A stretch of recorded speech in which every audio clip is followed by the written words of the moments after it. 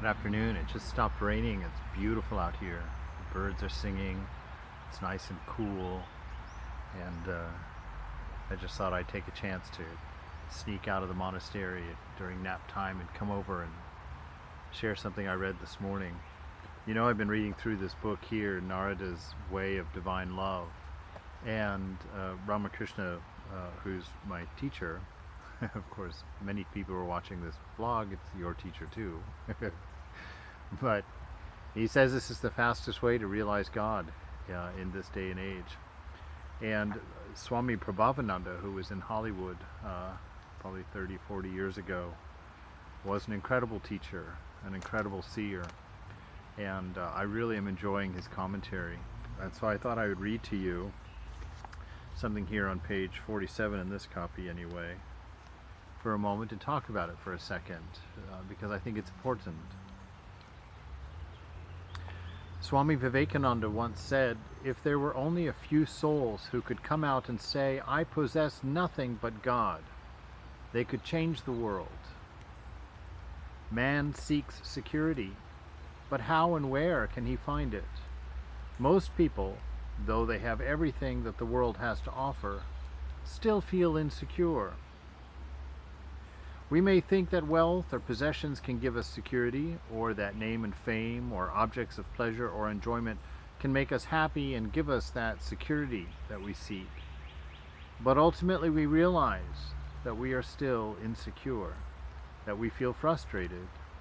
The only security is to be found in God, who is the innermost self of our being.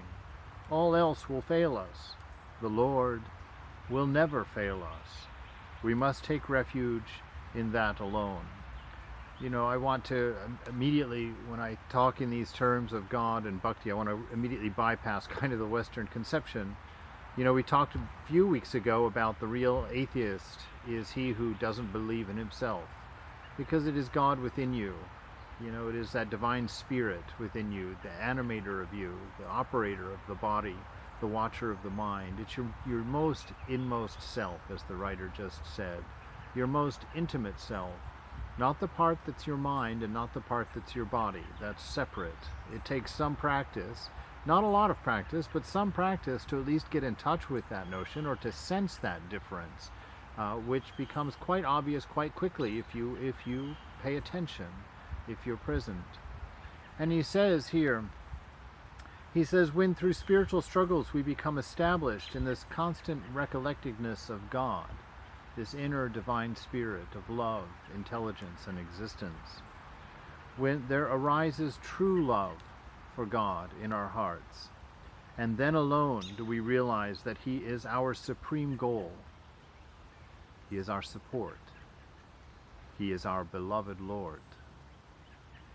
He is the witness within us. He is our supreme abode. He is our true refuge, and He is our real friend. You see the healthiness of that kind of perspective, to touch that light within, to know and to turn life into a dance with God. I had an experience with Swami Prabhupada quite a few years ago. I think it was like 2000, I don't know, 4, something like that, after I'd been in the monastery just a few years. And what happened is that the other novice that was there with me, he wasn't much of a novice, he'd been in for 23 years, but he was a brahmachari. He left the monastery. And when he left the monastery, he left me alone in the monastery, just me and Swami.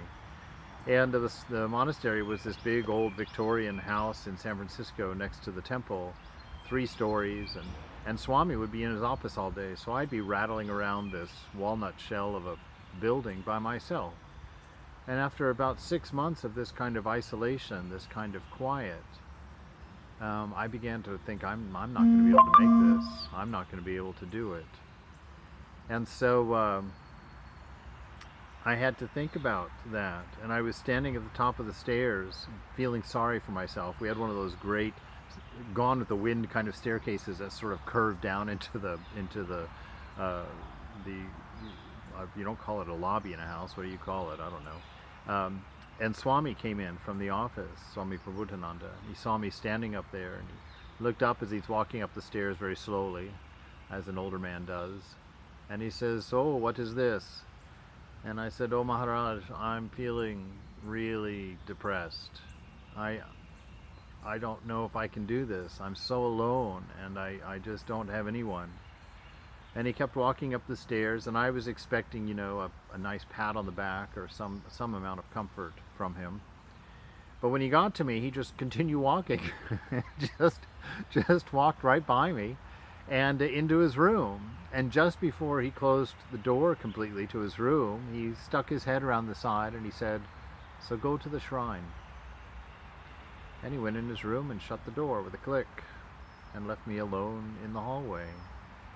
I was so angry. I was so hurt. I thought, God, this guy doesn't care about me at all. I mean, there was no sympathy there whatsoever. But I listened to him. I went into the shrine and I sat in there. It was a beautiful sunny day.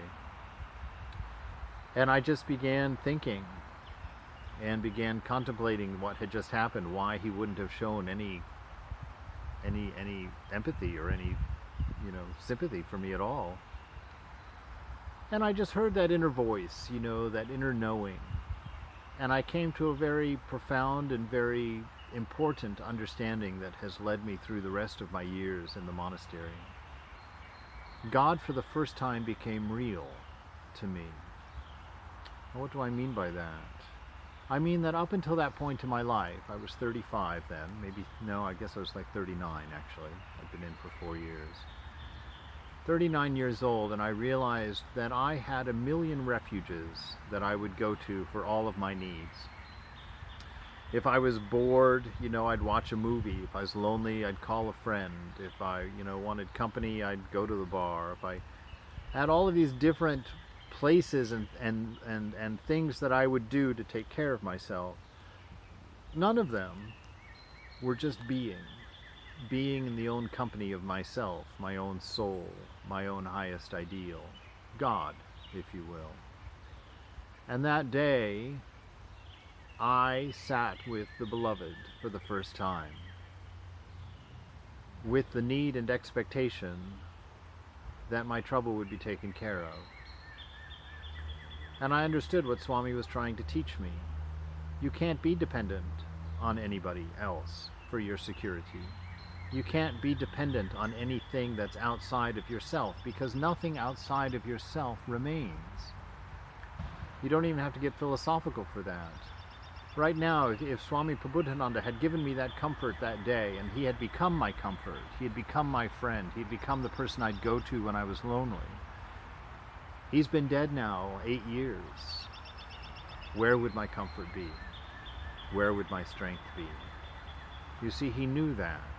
And he taught me that, in a hard way, but in a direct way that went straight to my mind, straight to my heart, and gave me something dependable to hold on to and to find my strength in.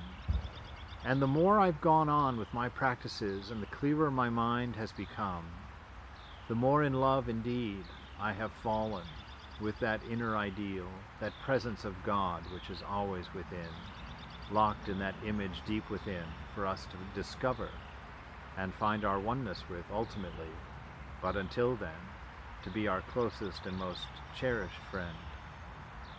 So think about that today. What are your refuges? Where do you go for your comforts? Who do you call when you're in need?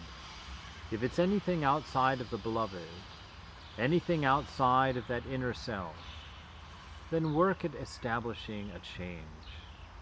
Work at establishing that inner life. Because the scriptures here are telling us nothing else will do.